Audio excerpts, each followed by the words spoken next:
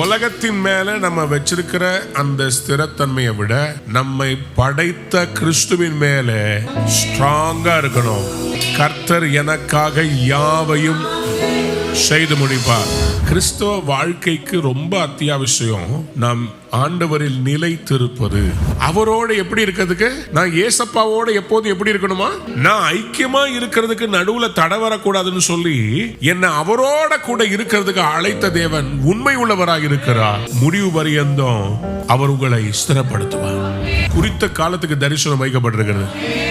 உங்களை பத்தி யார் என்ன கேட்டாலும் ஒன்னே ஒன்று சொல்லணும், கர்த்தர் செய்வார்.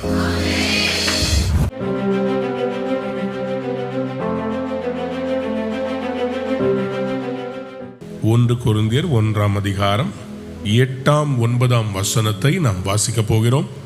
1 கொரிந்தியர் 1ஆம் அதிகாரம் 8ஆம் 9ஆவது வசனங்கள். நம்முடைய கர்த்தராகிய இயேசு கிறிஸ்துவின் நாளிலே நீங்கள் குற்றம் சாட்டப்படாதவர்களாய் இருக்கும்படி முடிவு பரியந்தம் அவர் உங்களை ஸ்திரப்படுத்துவார். தம்முடைய குமாரனும் நம்முடைய கர்த்தருமா இருக்கிற இயேசு கிறிஸ்துவுடனே ஐக்கியமா இருப்பதற்கு உங்களை அழைத்த தேவன் உண்மையுள்ளவர். ஹல்லேலூயா, சொல்லுங்க ஆமென். எவ்வளவு அருமையான ஒரு வசனம்.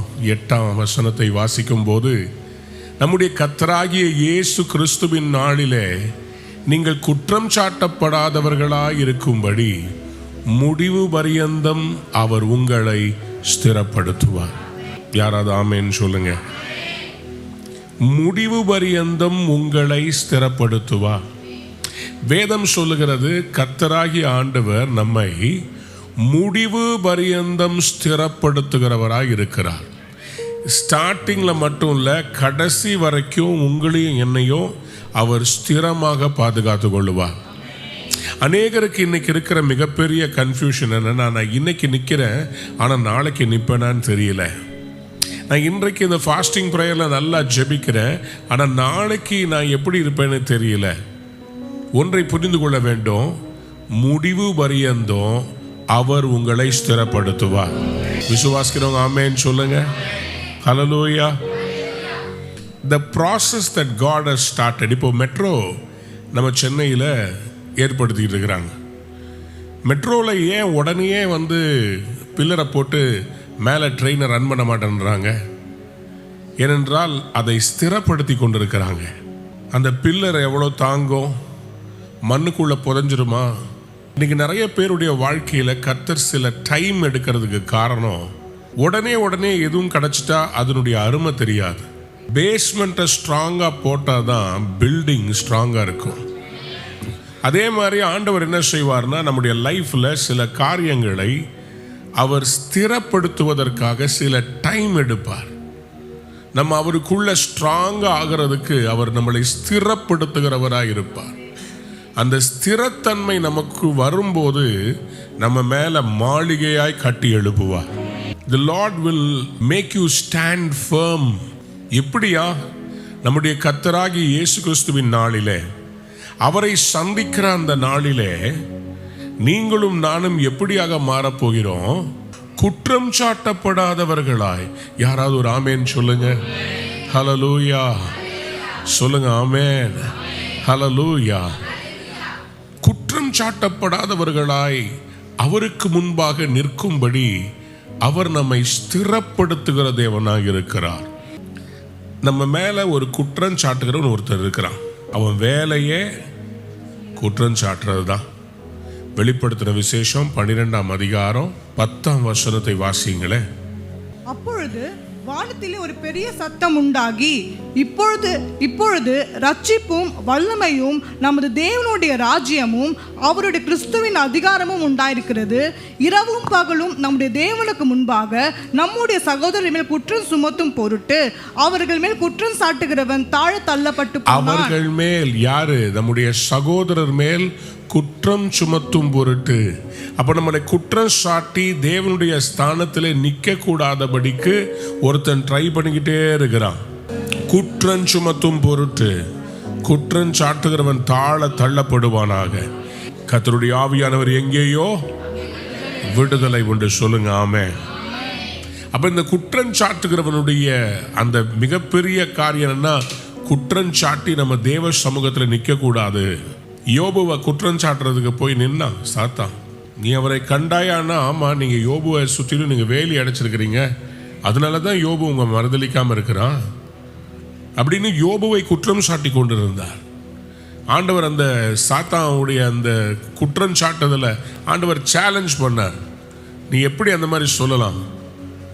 நீ என்ன செஞ்சாலும் சரி யோபு என்னை மறுதளிக்க மாட்டான்னு ஆண்டவர் சேலஞ்ச் பண்ணார். உங்களையும் பிசாசானவன் குற்றம் சாட்டி கொண்டிருக்கிறான். உங்க பேர்ல அவன் குற்றம் சாட்டி கொண்டிருக்கிறான். நான் நம்புகிறேன், விசுவாசிக்கிறேன், அவன் குற்றம் சாட்ட முடியாதபடி முடிவு பரியந்தோ உங்களையும் என்னையும், அல்லேலூயா, பக்கத்தை பார்த்து சொல்லுங்க, முடிவு பரியந்தம் நிலை நிற்பவனே ரட்சிக்கப்படுவான். அல்லேலூயா. முடிவு பரியந்தோ நிலை நிற்கணும்னு சொன்னா என்ன முடிவு பரியந்தோ நிலை நிற்க வைக்கிறதுக்கு எனக்கு ஒரு உதவி தேவை. தனியா நம்மளால நிற்க முடியாது. நமக்கு நிற்பதற்கு ஒரு உதவி தேவை. அது வேற யாரும் இல்லை, நம்முடைய ஆண்டவராகிய இயேசு கிறிஸ்து. கர்த்தருக்குள் நிற்கணும், அவருடைய வார்த்தையில நிற்கணும், அவருடைய சபையில நிற்கணும். எழுதி கொள்ளுங்க, ஜெபத்துல நிற்கணும், விசுவாசத்துல நிற்கணும், அவருடைய வார்த்தையில நிற்கணும், அவருடைய சமூகத்துல நிற்கணும், அவருடைய கிருபையில நிற்கணும், அவருடைய ரட்சிப்புல நிற்கணும், விசுவாசத்துல நிற்கணும், முடிவு பரியந்தம் நிற்கணும். எத்தனை பேர் ஆமேன்னு சொல்றீங்க? ஹல்லேலூயா, ஹல்லேலூயா. முடிவு பரியந்தம் அவர் உங்களை ஸ்திரப்படுத்துவார். He will keep you firm till the end. எப்படி அவர் செய்வார்னா, 9ஆம் வசனம் சொல்கிறது, அவர் உண்மை உள்ளவராய் இருக்கிறார். எதற்கு உண்மை உள்ளவராய் இருக்கிறார்? கிறிஸ்துவுடனே ஐக்கியமாய் இருப்பதற்கு உங்களை அழைத்த தேவன் உண்மை உள்ளவராய் இருக்கிறார். நீங்க நிற்பீங்க. அந்த நிற்பதற்கு உங்களை குற்றம் சாட்டப்படாதவர்களாய் காண வைக்க வேண்டும். ஏன்னா அவர் எப்படிப்பட்டவர் தெரியுமா? அவர் பாவத்தை பார்க்க மாட்டாத சுத்த கண்ணன். அவர்கிட்ட நம்ம நிற்கிறோம்னு சொன்னா ஆண்டவர் நம்மை எப்படி தெரியுமா நிற்க வைப்பாரு? குற்றம் சாட்டப்படாதவர்களாக நிற்க வைப்பார். நம்ம பார்க்கும்போது நம்ம மேலே எந்த பரிசுத்த குலைச்சலும் இராதபடிக்கு இயேசு கிறிஸ்து உதவி செய்து நம்மளை நிற்க வைப்பார். அவங்க தான் முடிவு பரியந்து நிற்க வைக்க முடியும். அவருக்கு முன்னாடி நம்ம நிற்கிறதுக்கு தகுதி இல்லை. ஆனால் நம்மை தகுதிப்படுத்துகிறவர் ஒரு இருக்கிறார். அவர் நம்மை குற்றம் சாட்டப்படாதவர்களாய் நிற்க வைப்பார். விசுவாசிக்கிறவங்க ஒரு ஆமேன்னு சொல்லுங்க. அன்பார்ந்தவருடைய பிள்ளைகளே, இந்த கொரிந்து சபை ஆண்டவர் விசேஷமான ஒரு சபையாய் வைத்திருக்கிறார். இந்த சபையை குறித்து ஒரு பெரிய பாரத்தை பவுல் அப்போஸ்தலனுடைய இருதயத்தில் அவர் கொடுக்கிறார். இந்த கொரிந்து சபை என்பது ஒரு மேஜர் ட்ரேட் சென்டர். இந்த கொரிந்து பட்டணம் என்பது ஒரு மேஜர் ட்ரேட் சென்டர், ஒரு என்டர்டெயின்மெண்ட் சென்டர். ஒரு மும்பை போல யோசித்துக் கொள்ளுங்களேன், ஒரு சிங்கப்பூர் மாதிரி ஒரு பெரிய பிஸ்னஸ் ஹப். இங்கே 2 டைப்ஸ் ஆஃப் கேம்ஸ் நடக்கும், ஒலிம்பியன், இஸ்த்மியன். பல விதமான இங்கே 2 டைப்ஸ் ஆஃப் கேம்ஸ் நடக்கும், ஒலிம்பியன், இஸ்த்மியன். பல விதமான தேர்ச்சி பெற்ற கலைகளில் தேர்ச்சி பெற்றவங்கெல்லாம் வந்து காம்படிஷன் அட்டன் பண்ணுற ஒரு இடம். Cosmopolitan population. கிரேக்கர்கள் இருக்கிறாங்க, ரோமர்களுடைய அரசாட்சியாளர்கள் அங்கே இருக்கிறாங்க, நிறைய வர்த்தகர் பிஸ்னஸ் பீப்புள் இருக்கிறாங்க, நிறைய யூதர்கள் இருக்கிறாங்க. அஃப்ரோடைட் என்று சொல்லப்படுகிற காடஸ் ஆஃப் லவ், அதாவது அன்பின் கடவுளாக ஒரு விக்கிரகத்தை இவர்கள் வணங்குவார்கள். அந்த விக்கிரகத்தை ஆராதிப்பதற்காக ஒரு பெரும் கூட்டம் இங்கே வரும். அதனுடைய அந்த கோவிலிலே 1000 பூசாரி, பெண் பூசாரிகள் அங்கே இருப்பார்கள். அது மட்டுமல்ல, விபச்சாரத்துக்காக அங்கே ஆலயத்திலே இருக்கிற தேவதாசிகள், டெம்பிள் ப்ராஸ்டிடியூட்ஸ், இந்த ஆலயத்தில் இருப்பார்கள். அதனால இங்கே நிறைய ஜனங்கள் இரவும் பகலும் இந்த கொரிந்து பட்டணத்துக்கு வந்துக்கிட்டே இருப்பாங்க. அப்போ இந்த கொரிந்து பட்டணத்தில் ஒரு சேலஞ்ச் என்னன்னு சொன்னால், இந்த கொரிந்து பட்டணத்தில் இருக்கிறவங்களுடைய பரிசுத்தமும் இந்த கொரிந்து பட்டணத்தில் இருக்கிறவங்களுடைய ஆவிக்குரிய வாழ்க்கையும் அதிகமாக சேலஞ்ச் பண்ணப்படுகிற ஒரு இடம். நல்லா புரிந்து கொள்ளுங்க, சில இடங்களில் சில ஆளுகைகள் ஜனங்களை அவர்கள் தேவனை விட்டு பின்வாங்கும்படி, நான் ஆண்டவருடைய கிருபையினால சொல்றேன், நான் பல தேசங்களுக்கு சென்று வரும்போது சில வேளைகளில் சில தேசங்களில் சில வருடங்களுக்கு முன்பாக பார்த்த சில ஊழியங்கள் இல்லை, பிரகாசித்த சில மனிதர்கள் இல்லை.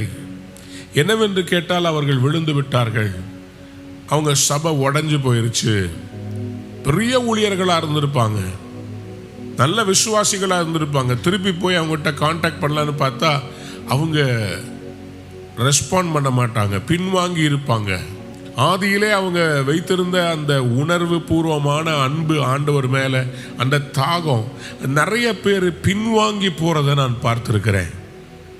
சுவிசேஷத்தை ஆவலாய் கேட்பது ஒன்று, சபைக்கு உற்சாகமாய் வருவது என்பது ஒன்று, அற்புதங்களை பெறுவது என்பது ஒன்று, ஆனால் முடிவு பரியந்தம் நிலை நிற்கிறது வேற.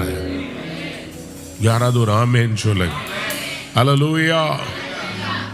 1 கொரிந்தியர் 15ஆம் அதிகாரம் 1ஆம் வசனத்தை முதல்ல வாசிக்கலாம். அன்றையும் சகோதரரே, நான் உங்களுக்கு பிரசங்கித்த சுவிசேஷத்தை மறுபடியும் உங்களுக்கு தெரியப்படுத்துகிறேன். நீங்களும் அதை ஏற்றுக்கொண்டு அதில் நிலைத்திருக்கிறீர்கள்.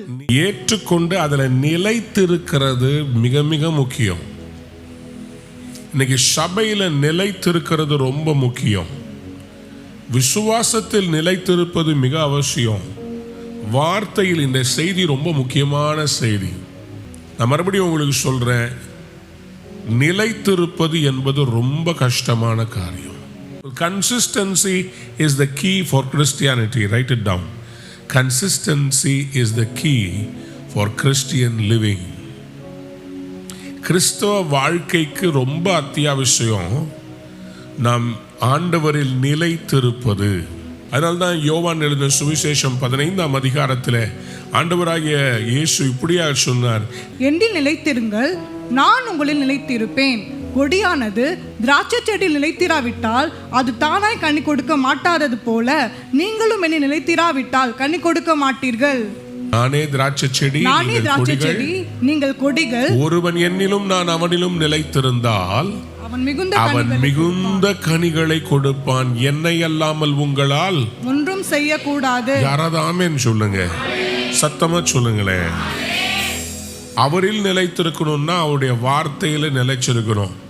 அவருடைய வார்த்தையில் நிலைத்திருந்தால் நீங்க என்ன கேட்டாலும் அவர் தருவார்.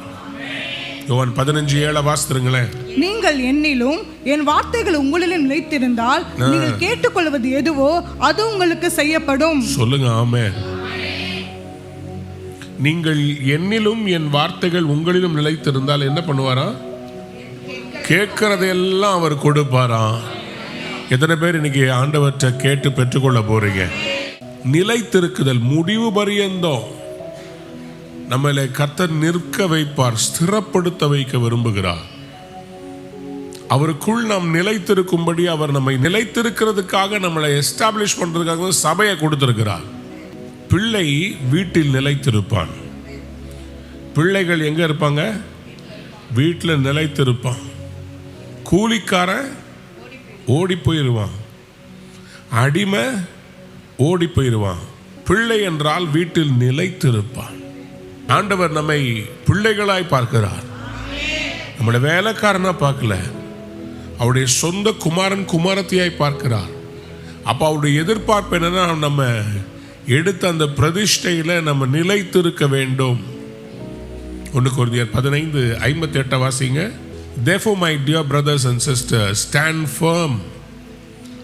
ஆகையால் எனக்கு பிரியமான சகோதரரே, கர்த்தருக்குள் நீங்கள் படுகிற பிரயாசம் விருதாவாயிராது என்று அறிந்து நீங்கள் உறுதிப்பட்டவர்களாகவும் அசையாதவர்களாயும் கர்த்தருடைய கிரியையிலே எப்பொழுதும் பெருகுகிறவர்களாயும் இருப்பீர்களாக.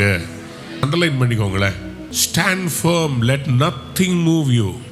கிறிஸ்துவின் அன்பை விட்டு என்னை பிரிப்பவன் யார்?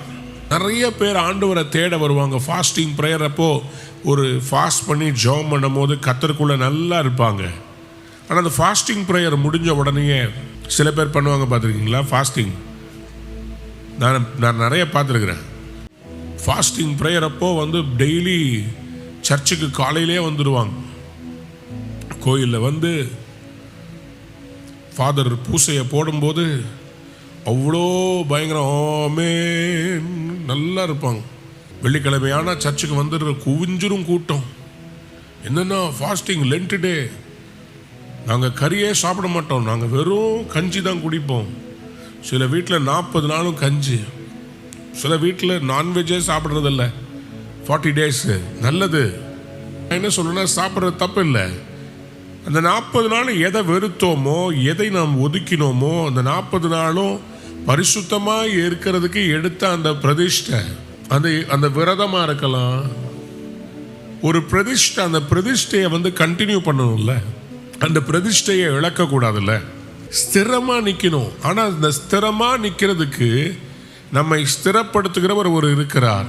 அதை தான் இங்கே பவுல் அப்போஸ்தலன் சொல்றார். அப்பா, முடிவு பரியந்தம் அவர் உங்களை ஸ்திரப்படுத்துவார்.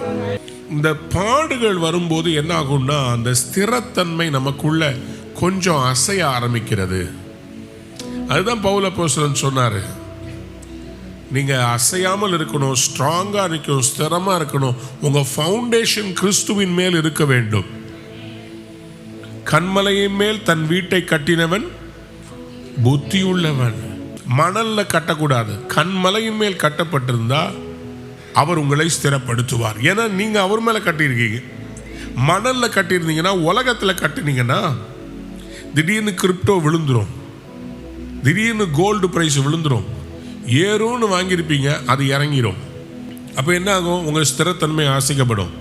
ஆனால் கண்மலையாம் கிறிஸ்துவின் மேல் நீ கட்டப்பட்டிருந்தா, கோல்டு ஏறினா என்ன, விழுந்தா என்ன, நிலம் வித்தா என்ன, விற்காட்டி போனா என்ன, ஃப்ளாட்டு வாங்கினா என்ன, வாங்காமல் போனா என்ன, எல்லாமே கர்த்தர் எனக்கு தருவார்.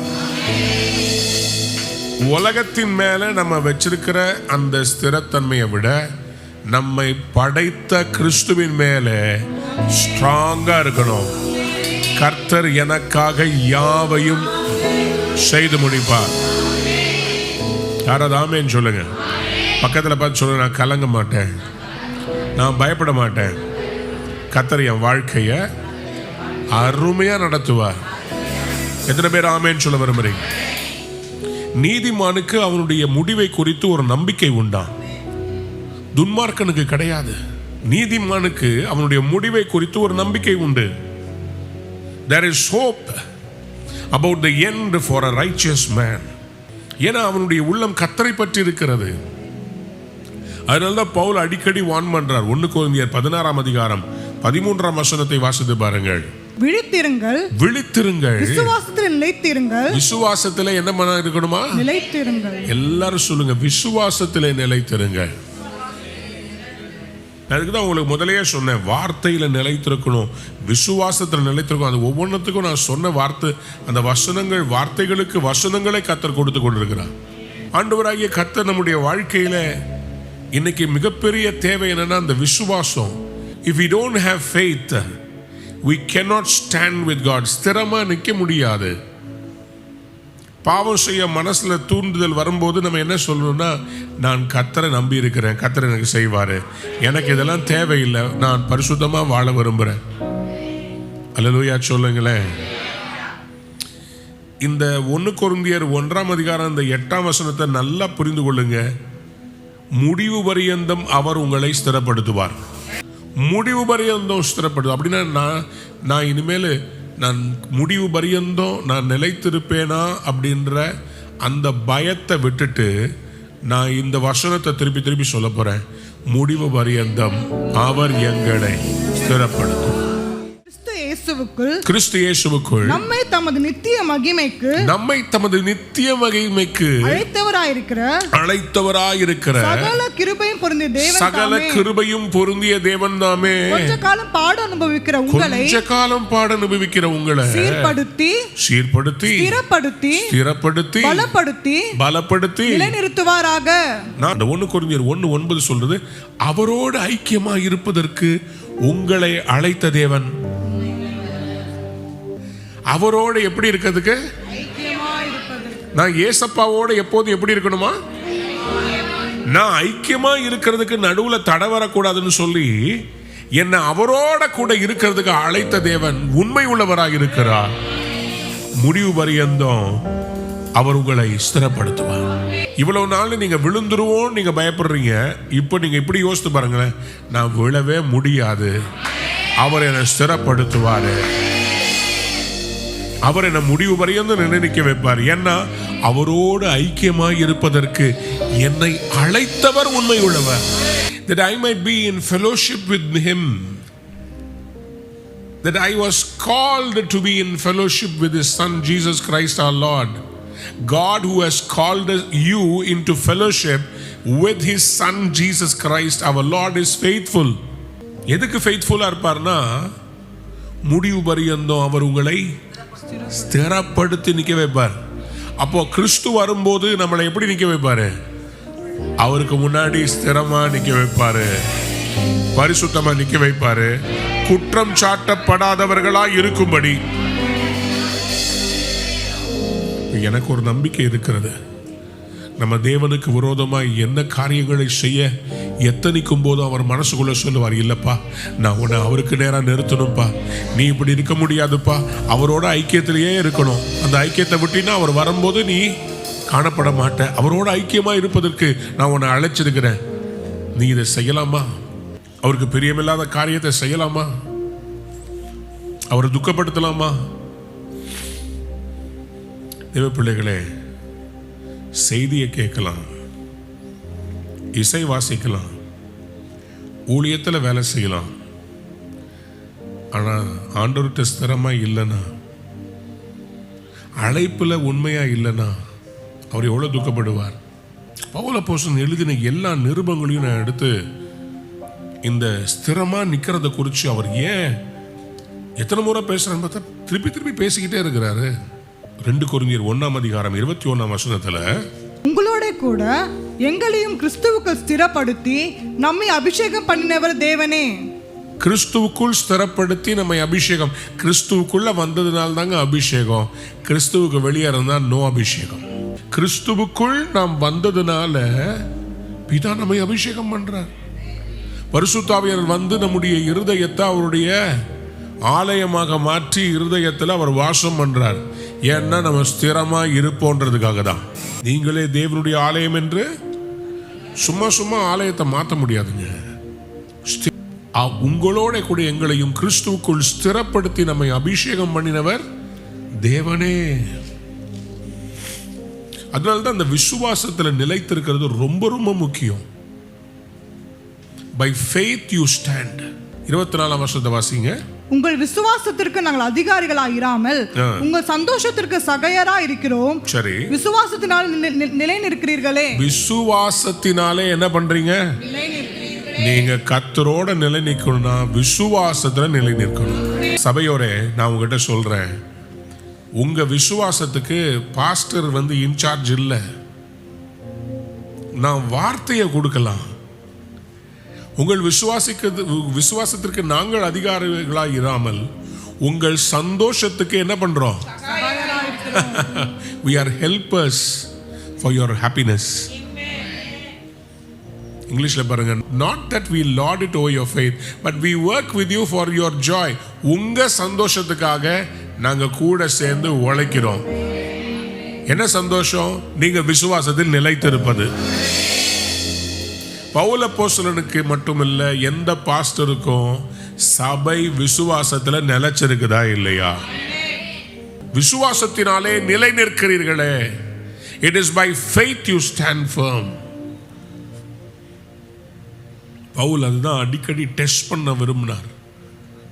சபையோருடைய விசுவாசத்தை டெஸ்ட் பண்றதுக்காக நிருபங்களை அவர் எழுதுகிறார். எதற்காக நிருபங்களை எழுதுகிறார்?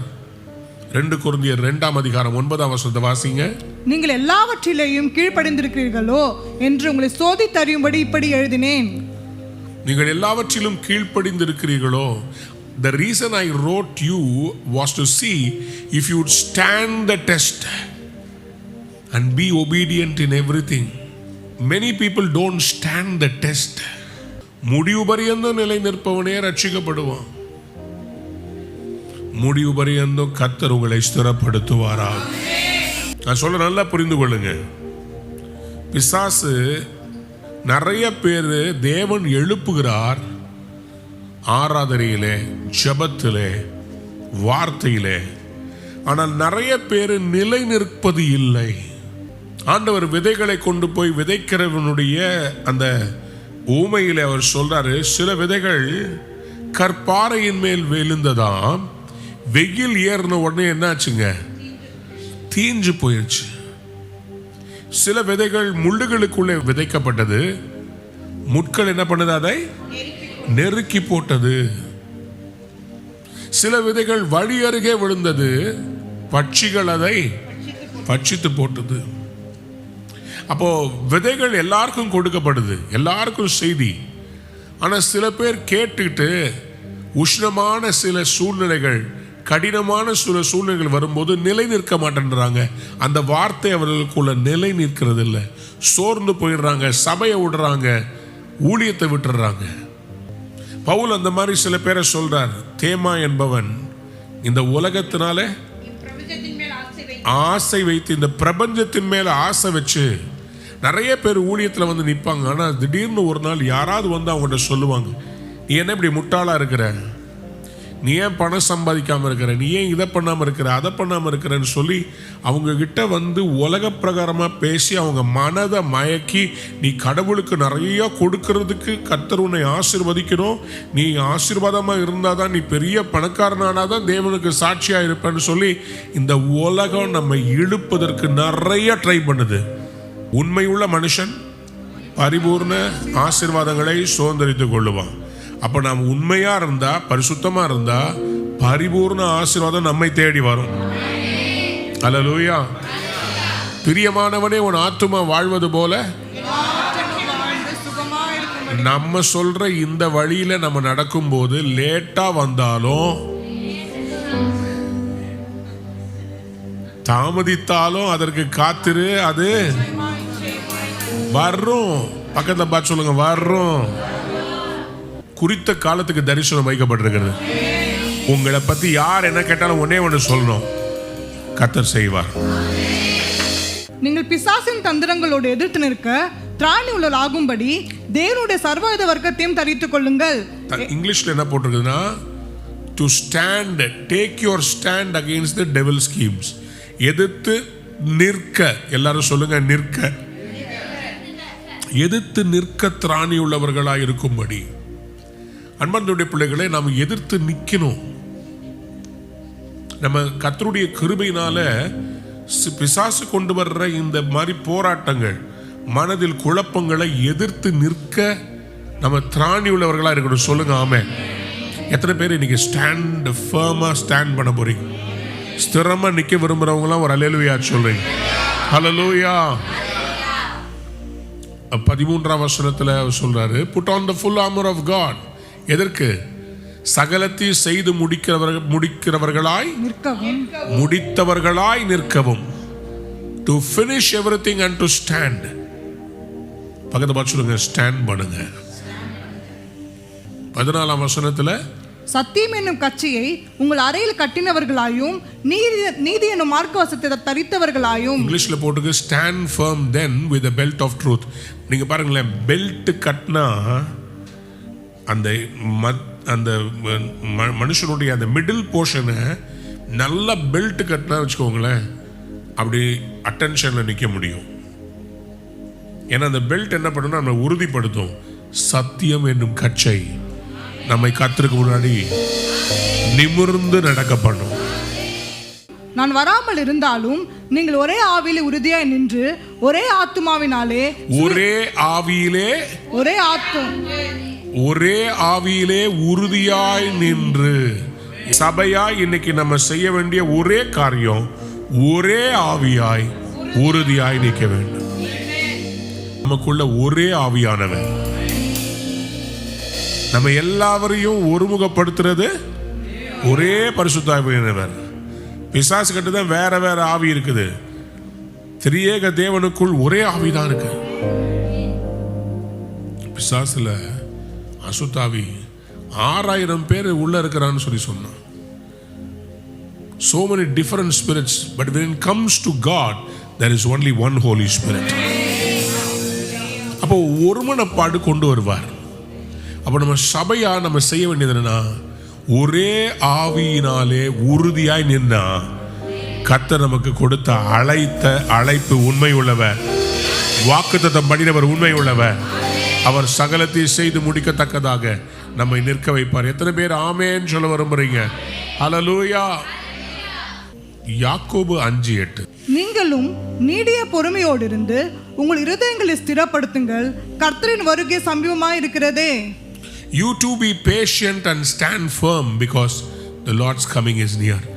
நீங்களும் நானும் அவர் வருகை சமீபமாய் இருக்கிறதுனால 2 காரியம் செய்யணும். பொறுமையோடு ஸ்திரமாய் நிற்கணும். நிற்கிறதுக்கு எத்தனை பேர் ஒப்பு கொடுக்குறீங்க? எத்தனை பேர் அவருடைய கிருபையில நிற்க விரும்புறீங்க? இந்த வசனத்தை கூடி வாசித்து முடிச்சிடலாமா? 1 பேதுரு 5ஆம் அதிகாரம் 12ஆம் வசனம். 1 Peter chapter 5 verse 12. உங்களுக்கு புத்தி சொல்லும்படிக்கும் நீங்கள் நிலை கொண்டு நிற்கிற கிருபை தேவனுடைய மெய்யான கிருபைதான் என்று சாட்சியிடும்படிக்கும் நான் சுருக்கமாய் உங்களுக்கு எழுதி எனக்கு தோன்றுகிறபடி உண்மையுள்ள சகோதரனாகிய சில்வானுவின் கையிலே கொடுத்து அனுப்பியிருக்கிறேன். நீங்கள் நிலை கொண்டு நிற்கிற கிருபை, யாராவது ஆமென் சொல்லுங்க. நீங்கள் நிலை கொண்டு நிற்கிற கிருபை, கிருபையில் நிற்க வேண்டும். வார்த்தையில், விசுவாசத்தில், ஜெபத்தில் கர்த்தர் தரித்திருக்க சொன்னார். என்ன மாதிரி ஜெபிக்க சொன்னாரு? இடைவிடாமல். எதுக்கு இடைவிடாமல்? அப்பதான் ஸ்திரமா இருக்க முடியும். ஜெப வாழ்க்கை இல்லாவிட்டா நம்ம நிலை நிற்க முடியாது. நான் விசுவாசிக்கிறேன், கர்த்தர் உங்களை நிலை நிறுத்துவார், சாட்சியாய் உங்களை நிற்க வைக்க போகிறார். அன்பான நேயர்களே, இந்நிகழ்ச்சியில் கொடுக்கப்பட்ட வாக்குத்தத்தங்களும் தீர்க்க தரிசன வார்த்தைகளும் உங்களுக்கு ஆசீர்வாதமாய் இருந்திருக்கும் என்று நாங்கள் நம்புகிறோம். நீங்கள் பெற்ற ஆசீர்வாதங்களையும் ஜெப விண்ணப்பங்களையும் மற்றும் உங்கள் காணிக்கைகளையும் அனுப்ப வேண்டிய எங்கள் முகவரி: ரூவா ஊழியங்கள், எண் 82, ஜவஹர்லால் நேரு சாலை, சிம்ஸ் மருத்துவமனை எதிரில், வடபழனி, சென்னை 26. உங்கள் காணிக்கைகளை ஆன்லைன் மூலமாக எளிதாக செலுத்தலாம்.